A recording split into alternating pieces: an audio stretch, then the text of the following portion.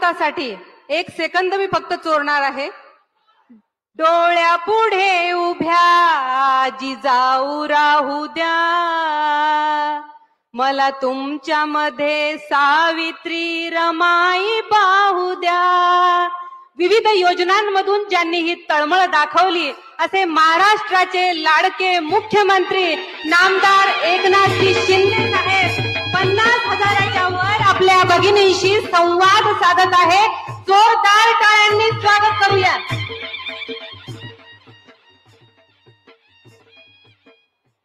छत्रपती शिवाजी महाराज की जय. भवानी. राजमाता जिजाऊना वंदन.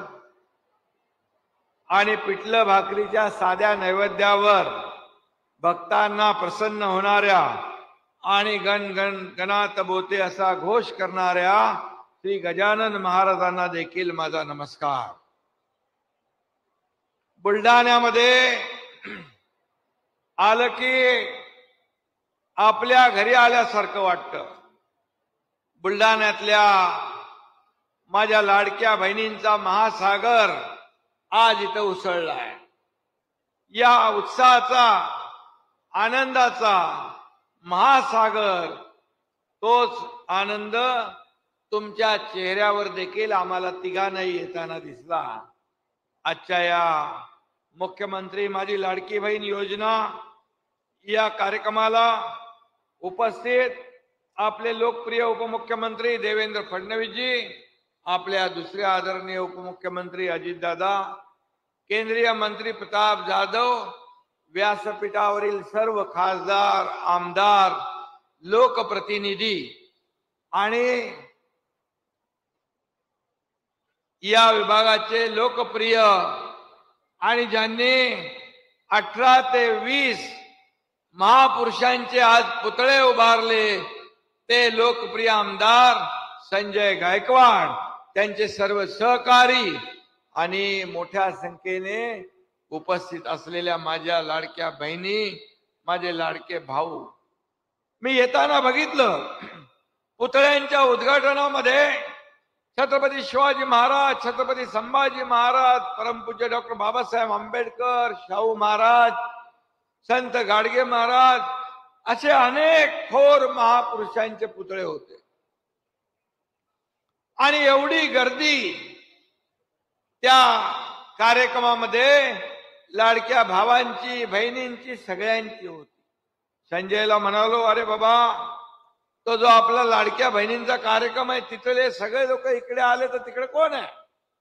तर म्हणाला, हे तिकडे अगदी मंडप गच्च फुल भरलाय, बहिणींना देखील बसायला जागा उरली नाही, सगळा मंडप आणि महासागर उसळलाय. आणि खऱ्या अर्थाने इथं आल्यानंतर तेच पाहतोय. आणि म्हणून माझ्या साऱ्या लाडक्या बहिणींना देखील माझा नमस्कार, मनापासून आपल्याला धन्यवाद. मीडियाचे लोक जरा लाडक्या बहिणींच्या मध्ये येत आहेत तिथे थोडे जर तुम्ही खाली बसले तर मीडियावाले बरोबर बरं होईल. आणि आज खऱ्या अर्थाने मी आपल्याला एवढंच सांगेन की राज्याचा मुख्यमंत्री झालो तेव्हा जेवढा आनंद झाला नव्हता तेवढा या माझ्या लाडक्या बहीण योजनेमध्ये येताना आनंद होतोय, आनंद झालाय. कारण या प्रतिसाद जो आहे आपला, तुमच्या चेहऱ्यावरचं, तुमच्या डोळ्यातल्या आणि तुमचं राखी बांधणं असेल आणि या ठिकाणी स्वागत करणं असेल, यामधून जी काय माया आणि प्रेम या तुमच्या भावांच्या बद्दल आपण व्यक्त करता ते पाहून असं वाटतं की मुख्यमंत्री माझी लाडकी बहीण योजना यशस्वी झाली, सुपरहिट झाली आणि सगळे रेकॉर्ड या योजनेमुळे मोडून पडले. आणि खऱ्या अर्थाने मी आपल्याला एवढंच सांगतो, काही लोक ही योजना बंद करण्यासाठी हायकोर्टात गेले, काही लोक नागपूरच्या कोर्टात गेले. आमचे दिलीप वळसे पाटील पण इथे आहेत, शिंगणे साहेब पण आहेत, मगाशी त्यांचं नाव राहून गेलं. आणि काही लोकांनी नागपूरच्या कोर्टात वडपल्ली का काहीतरी नाव आहे त्याचं, तो कोर्टात गेला आणि कालच या योजनेला विरोध करणाऱ्यांनी एक आमदार काँग्रेसचे सुनील केदार, काँग्रेसचा सरकार आलं की लाडकी बहीण योजना आम्ही बंद करू असं वक्तव्य केलं. काही लोक म्हणतात 1,500 मध्ये तुम्ही काय महिलांना खरेदी करणार आहात, विकत घेणार आहात, लाच देणार आहात, काही बोलायला लागले. माझ्या बहिणींचा अपमान करणाऱ्यांना थोडी तरी जनाची नाही तरी मनाची बाजली पाहिजे होती. खरं म्हणजे आम्ही ही योजना जी आहे, ही योजना सुरू करत असताना काही लोकांना वाटलं ही फसवी योजना आहे, ही फक्त निवडणुकीपुरते चुनाव जुमला आहे. परंतु जेव्हा तुम्हालाही वाटलं नसेल की एवढ्या लवकर पैसे खात्यात येतील, काही लोक निवडणुकीमध्ये बोलतात खटाखट पैसे जमा करा आणि नंतर म्हणतात प्रिंटिंग मिस्टेक झाली. परंतु महायुती सरकार आम्ही कधी असं म्हणणार नाही, कारण आम्ही जे बोललो ते केलं आणि पटापट तुमच्या खात्यात पैसे जमा झाले. एवढ्या लवकर, एवढ्या विक्रमी वेळात, कमी वेळात महिलांच्या, माझ्या बहिणींच्या खात्यात पैसे जमा होणारी ही ऐतिहासिक, ही पहिली योजना आहे. हे देखील मी या ठिकाणी सांगू इच्छितो. दिलेला शब्द पाळणार हे आपले सरकार आहे. आणि म्हणून आज काही लोक सुरुवात झाल्यानंतर योजनेला बदनाम करत होते, म्हणाले पैसे येणार नाहीत. जसे पैसे खात्यात आले की काही लोक म्हणाले पटापट पैसे काढून घ्या, नाही तर सरकार काढून घेईल. अरे बाबा, हे देणारं सरकार आहे, ही देना बँक आहे, हे घेणारं सरकार नाही. आतापर्यंत यापूर्वीच सरकार हप्ते घेणारं होतं, हे सरकार तुमच्या खात्यात हप्ते भरणारं सरकार आहे. याचा आम्हाला अभिमान आहे, याचा आम्हाला अभिमान आहे. खरं म्हणजे ही योजना एवढी बदनाम करता येईल तेवढी केली. आणि नागपूरमध्ये कोर्टात कोण गेले? तेच काँग्रेसचाच माणूस. कालही कोणीतरी म्हणालं योजना बंद होईल, तेही काँग्रेसचे लोक, महाविकास आघाडीचे लोक. काँग्रेसने गेल्या 60 वर्षात देशाचं वाटोळं केलं. त्या काँग्रेसला माझ्या लाडक्या बहिणींचा सुखी संसार कसा आवडणार? आणि म्हणून त्यांच्याकडून आपण काय अपेक्षित धरणार? आणि म्हणून मी एवढंच सांगतो माझ्या बहिणींनो, अशा विरोधकांशी कशाला ठेवायचं नातं? कायमचं बंद करा त्यांचं खातं. आणि म्हणून ज्या लोकांनी माझ्या बहिणींच्या या अतिशय महत्वाच्या योजनेत खोडा घालण्याचा प्रयत्न केलाय, त्या लोकांना माझ्या या बहिणी योग्य वेळेला जोडा दाखवल्याशिवाय राहणार नाहीत, असा विश्वास या ठिकाणी मी व्यक्त करतो. खरं म्हणजे कालच कोणीतरी म्हणालं की या योजनेचा काय फायदा काय होणार नाही, जनतेवर, माझ्या बहिणींवर, महिलांवर काय परिणाम होणार नाही. परंतु मी त्यांना सांगतो, एवढंच सांगतो की कोणत्याही राजकीय लाभासाठी ही मुख्यमंत्री लाडकी बहीण योजना आम्ही सुरू केलेली नाही. राज्यातल्या माता भगिनींच्या आयुष्यात सुखाचे, समाधानाचे दिवस आले पाहिजे, हीच आमची भावना आहे. आणि म्हणून या योजनेसाठी मगाशी अजितदादांनी सांगितलं की पूर्ण 33,000 कोटी या योजनेसाठी आम्ही बाजूला काढलेले आहे. आणि तुम्हाला एवढंच सांगतो की ही योजना ही कायम सुरू राहील. याचं कारण आपल्याला सांगतो. तुम्ही जेवढं बळ या सरकारला द्याल आम्ही 1,500वर थांबणार नाही. तुम्ही ताकद दिली तर 1,500चे, कारण आम्ही कुठल्याही स्वार्थासाठी ही योजना सुरू केलेली नाही. या योजनेच्या बद्दल जे गैरसमज पसरवतायत माझ्या बहिणींमध्ये, भावांमध्ये, त्यांचा गैरसमज योग्य वेळी तुम्ही दूर कराल असा मला विश्वास आहे. योग्य वेळ आपल्याला माहित आहे कधी आहे, आणि म्हणून 1500वर आम्ही थांबणार नाही. आम्ही तुमचे भाऊ, तुम्हाला एवढंच सांगतो की तुम्ही ताकद वाढवली तर हे 1,500चे 2,000 होतील. तुम्ही आणखी बळ दिलं 2,000चे 2,500 होतील. तुम्ही बळ आणखी ताकद दिली, आशीर्वाद, 3,000 होतील. आणि 3 पेक्षाही जास्त देण्याची संधी आमच्या हातात आली तर तुम्हाला देताना आम्ही हात आखडता घेणार नाही हा शब्द आपल्याला देतो. कारण ही गरिबी आम्ही पाहिली आहे. सर्वसामान्य कुटुंबातून आम्ही आलोय. मी देखील एका शेतकऱ्याचा मुलगा आहे. महिन्याची काटकसर काय असायची ती मी माझ्या आईच्या डोळ्यात पाहिली आहे, माझ्या पत्नीच्या डोळ्यात पाहिली आहे. आणि हे 1,500 रुपये जे दिले ते लोक म्हणतात हे 1,500 रुपये काय होणार याच्यानी? काही होणार नाही. 1,500 एवढी मोठी रक्कम नाही, पण 1,500 सर्वसामान्यासाठी छोटी रक्कम देखील नाही. आणि म्हणून 1,500 म्हणजे वर्षाला 18,000 रुपये. 2 माझ्या बहिणी असल्या तर वर्षाला 36,000 रुपये. सासूबाई असल्या तर त्यांचे 18,000 रुपये, 54,000 रुपये वर्षाचे. त्या 3 गॅस सिलेंडर मोफत देतो ते वर्षाचे 2,400 रुपये. त्याचबरोबर किसान सन्मान योजना शेतकऱ्याची 6,000 केंद्राचे, 6,000 आपले, असे 12,000 रुपये वर्षाचे आपण देतो. मगाशी देवेंद्रजींनी सांगितलं मुलींचं मोफत शिक्षण आम्ही करतोय.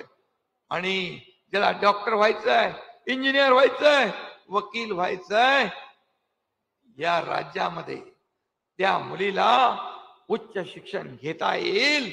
कारण एका मुलीने शिक्षण घेता आलं नाही, आत्महत्या केली, त्याच दिवशी आम्ही हा निर्णय घेतला आणि उच्च शिक्षण घेणाऱ्या मुलींना पूर्ण 100% फी माफ करून टाकण्याचा निर्णय आपल्या सरकारने घेतला. शेतकऱ्यांचं वीज बिल माफ आपण करतोय, ते तर आपण पैसे धरतच नाही. आणि म्हणून हे सगळे आज वर्षाला जवळपास एका घरामध्ये मुलीचा जन्म झाला 5,000, पहिलीत गेली 6,000, 5वीत गेली 7,000, 11वीत गेली 8,000. 18व्या वर्षापर्यंत त्या मुलीच्या खात्यात 1,00,000 रुपये जमा करण्याचा निर्णय तुमच्या सरकारने घेतला. लेक लाडकी लखपती. आणि म्हणून एका घरामध्ये, एका कुटुंबामध्ये, त्याचबरोबर मोदी साहेबांची लखपती दीदी, ड्रोन दीदी, उज्ज्वला योजना, जनधन योजना, महिला सक्षमीकरण, महिला सन्मान, महिला आत्मनिर्भर करा, हे सगळे योजना जर पकडल्या आपण तर मला सांगा वर्षाकाठी आपल्या घरामध्ये हजारो रुपये या ठिकाणी येतील. आणि म्हणून आम्हाला 1,500 थांबायचं नाही. महिला बचत गट, त्याचबरोबर या सगळ्या योजनांमधून माझ्या लाडक्या बहिणींना आम्हाला लखपती झालेलं बघायचं आहे, लखपती झालेलं बघायचं आहे, हीच आमची इच्छा आहे प्रामाणिकपणे. आणि म्हणून आता 3,000 रुपये ज्यांच्या खात्यात मिळाले, दादानी मगाशी सांगितलं की 3,000चे 20,000 केले. गणपतीमध्ये आमच्याकडे वर्षावर एक मुलगी आली होती, तिने 1,500 रुपयात घुंगरूंच्या कड्या घेतल्या. आणि मी घुंगरू घेऊन आली, ती म्हणाले ये 1,500च्या घुंगरूंच्या कड्या घेतल्या आणि त्या विकल्या मी, त्यातून मला 10,000 रुपये मिळाले. म्हणजे माझ्या बहिणी फक्त 3,000 1,500 खर्च करण्यासाठी ती योजना राबवत नाही, तर त्या पैशातून छोटा मोठा व्यवसाय करण्याची योजना देखील तुमच्या मनामध्ये आहे. ही मोठी गोष्ट आहे, याचं समाधान आम्हाला आहे. आणि मग हे पैसे सगळे अर्थकारणात येतील, मार्केटमध्ये येतील, बाजारात येतील, अर्थव्यवस्थेला चालना मिळेल. आणि मोदी साहेबांनी जे 2047 विकसित भारत 2047 या देशाला आर्थिक महासत्ता बनवण्याचं स्वप्न पाहिलंय, त्याची सुरुवात या माझ्या लाडक्या बहिणींच्या या पैशातल्या अर्थव्यवस्थेमुळे त्यालाही चालना मिळणार आहे. खरं म्हणजे सगळ्यात गणित जे आहे, आर्थिक गणित, माझ्या लाडक्या बहिणींपेक्षा दुसऱ्याला जमू शकत नाही. कारण महिन्याला दुधाचे पैसे, राशनचे पैसे, मुलांच्या फीचे पैसे, कपड्यांचे पैसे, ट्युशनचे पैसे, हे सगळं भागवण्याचं काम माझ्या लाडक्या बहिणी करत असतात. आणि म्हणून त्यांना आम्ही एक आधार देण्याचं काम केलंय. का तुमच्या विरोधकांच्या पोटात दुखू लागलंय, का तुमच्या पायाखालची वाळू सरकली आहे? कारण तुम्हाला समजलंय या लाडक्या बहिणी ही योजना आणि दिलेला शब्द आम्ही पाळणारे लोक आहोत. आणि म्हणून विरोधक बिथरलेत, विरोधक पूर्णपणे त्यांच्या पायाखालची वाळू सरकली आहे. आणि म्हणून माझ्या बहिणींना मला एवढंच सांगायचं आहे की सावित्रीच्या लेकी आम्ही, पाय आमचा ओढू नका, बंधनातून झालो मुक्त आम्ही, बेडी नवी तुम्ही घालू नका. 1500ची ओवाळणी माझी, त्यात थोडा तुम्ही टाकू नका. आई जिजाऊचा बाणा आमचा, नाद आमचा करू नका. हे माझ्या बहिणींनी त्यांना सांगायचं.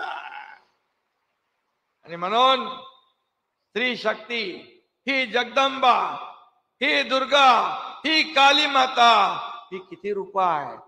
आणि म्हणून माझ्या बहिणींच्या वाट्याला कोणी जाऊ नका तुम्ही. आणि या योजनेमध्ये देखील थोडा घालू नका. एवढंच मी या प्रसंगी सांगतो. आणि काही लोक रोज या योजनेवर काही ना काय म्हणतायत. त्यांना तुम्ही कशी जागा दाखवायची ती बघा, तुमच्या हातात आहे.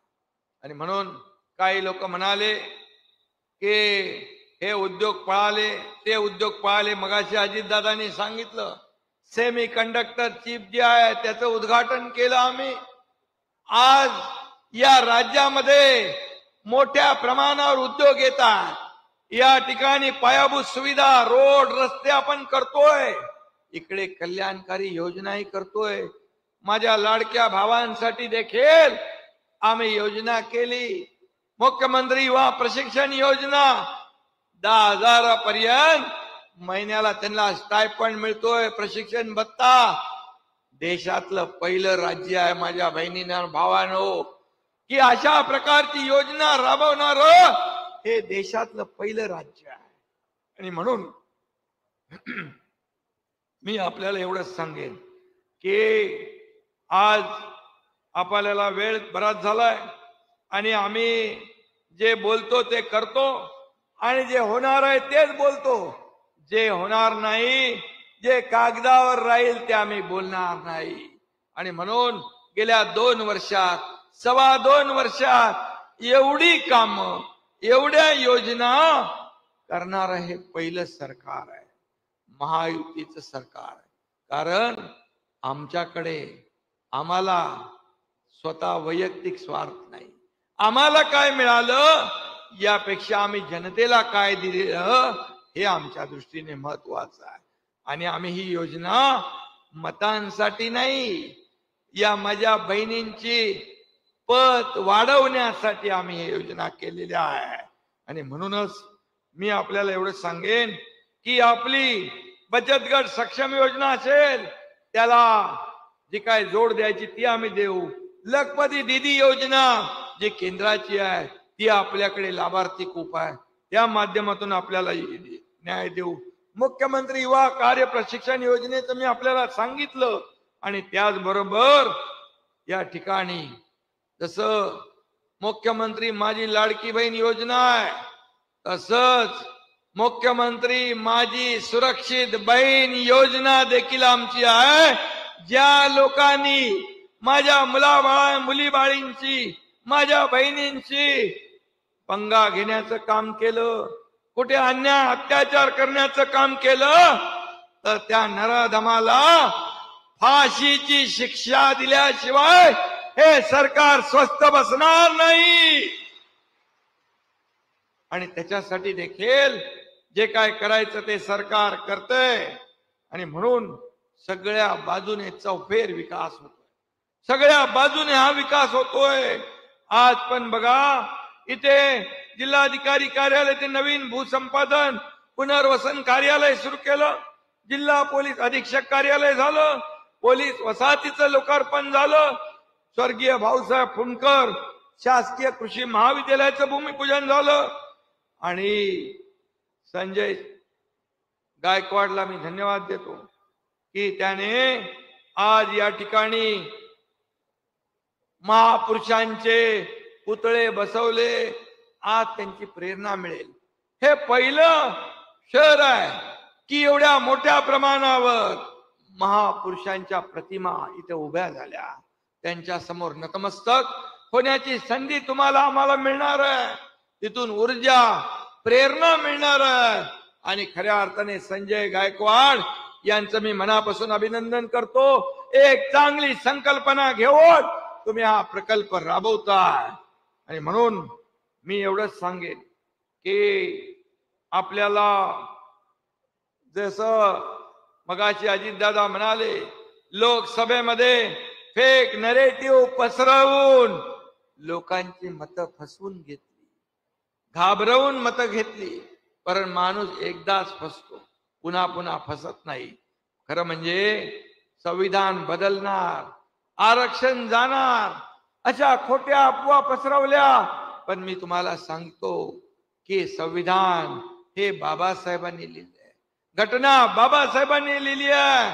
आणि म्हणून जब तक सूरज चांद रहेगा संविधान कायम बना रहेगा, बाबा साहेब तेरा नाम रहेगा, हे मी या ठिकाणी सांगतो. आणि आता काँग्रेसचे नेतेच म्हणताय इथं देशात नाही विदेशात जाऊन आरक्षण रद्द करणार म्हणून. म्हणजे डॉक्टर बाबासाहेबांचा अपमान, संविधानाचा अपमान, ज्यांना आरक्षण मिळालंय त्यांचा अपमान. परंतु हे महायुती सरकार या सगळ्यांच्या पाठीशी खंबीरपणे उभा आहे. आणि म्हणून अशा लोकांनी आज कुठं कुठं काँग्रेसचे लोक आंदोलन करतात. खर तर त्यांनी राहुल गांधींच्या घरासमोर जाऊन आंदोलन करायला पाहिजे. कारण आरक्षण रद्द करण्याची भाषा जे बाबासाहेबांनी दिलंय, जे घटनेने आपल्याला दिलंय, ते रद्द करण्याचा अधिकार तुम्हाला कुणी दिला. आणि म्हणून तुमचे खायचे दात आणि दाखवायचे दात वेगळे आहे. कारण नेहरूंपासून सगळ्यांनी अनेक वेळा आरक्षण रद्द करण्याची भाषा केली आहे. आणि म्हणून यांना आपल्याला योग्य धडा शिकवायचा आहे. मला एवढंच सांगायचं आहे, आता काश्मीर मध्ये 370 कलम हटवणार म्हणून काही लोक बांग देऊ लागले. अरे काश्मीर हा आपल्या देशाचं नंदनवन आहे. आज मोदी साहेबांच्या नेतृत्वाखाली गृहमंत्री अमित शाह साहेबांनी 370 कलम हटवलं, काश्मीर आजाद झाला. आणि त्यांच्या गळ्यात गळे घालणारे खरे देशद्रोही हे दहशतवाद्यांच्या पाठीशी आहेत का? तुम्हाला पुन्हा मुंबई आणि महाराष्ट्रात बॉम्बस्फोट घडवायचे आहेत का? राज्यात पुन्हा दहशतवादी हल्ले घडवायचे आहेत? आणि काही लोक तर दहशतवाद्यांचं समर्थन करणारे लोक आपण गळ्यात गळे घालणारे पाहिले. दहशतवादी अब्दुल गुरुचं समर्थकांना दिल्लीच्या मुख्यमंत्री पदावर बसवलं. हा किती मोठा देशद्रोह आहे. आणि म्हणून यांना योग्य वेळी त्यांची जागा दाखवली पाहिजे. एक देशभक्ती आणि राष्ट्रभक्ती एकीकडे आणि देश विघातक शक्तींना पाठिंबा देणारे दुसरीकडे, देशभक्ती आणि देशद्रोह याचा आपण विचार करण्याची आवश्यकता आहे. आणि म्हणून केंद्रामध्ये जे मोदी सरकार आहे, राज्यात आपलं महायुतीचं सरकार आहे, हे डबल इंजिनचं सरकार असल्यामुळे या ठिकाणी राज्याचा चौफेर विकास होतोय. शेतकऱ्यांसाठी योजना येते आहे 12,000 रुपये वर्षाला. सोयाबीन, कापूस, कांदा या उत्पादकांना देखील दिलासा देण्याचं काम केंद्र आणि राज्य सरकार करतंय. आणि म्हणून एका विचारात म्हणून आम्ही जातो दिल्लीला जातो, योजना आणतो, पैसे आणतो, तेव्हा म्हणतात दिल्लीला जाऊन काय करता? हो, दिल्लीला जातो आम्ही, पण राज्याच्या भल्यासाठी जातो. तिकडे गली गलीमध्ये मला मुख्यमंत्री करा, मला मुख्यमंत्री करा, मला मुख्यमंत्री करा असं लोटांगण घालायला आम्ही नाही जात. आम्ही या राज्याच्या भल्यासाठी जातो, या राज्याच्या हितासाठी जातो. माझ्या दुष्काळग्रस्त भागातल्या लोकांना पाणी देण्यासाठी जातो. हा, शेतकऱ्यांसाठी आम्ही जातो.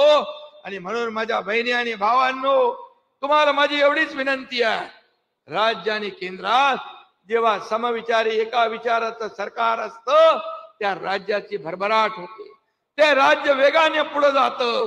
आणि म्हणून जास्त काही आपल्याला सांगण्याची आवश्यकता नाही. आपण सुज्ञ आहात. ही योजना आणि मी ज्या योजना वाचून दाखवल्या, या सर्व योजना बिलकुल चालू राहतील.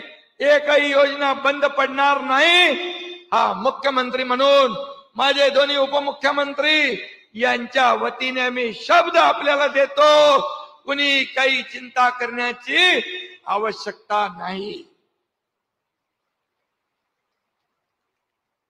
आणि जे काही बोलतायत त्यांना म्हणाव, 2.5 वर्ष तुमच्या हातात सत्ता होती, का नाही 1 रुपया दिला? का नाही एक तरी योजना आणली? का बघत बसले? आम्ही, अरे तुम्ही दिलं नाही, पण आम्ही द्यायला लागलो, कारण तुम्हाला घेण्याची सवय होती, त्यामुळे तुम्ही दिलं नाही, आम्हाला देण्याची सवय आहे.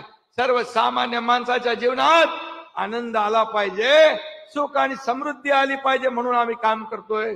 तिथे सहकार्य करायचं सोडून विरोध करून योजना बंद पाडण्याचं पाप आपण करताय. येणाऱ्या विधानसभेच्या निवडणुकीमध्ये तुम्हाला हे सर्व हिशोब, माझ्या लाडक्या बहिणी आणि भाऊ, तुम्हाला हिशोब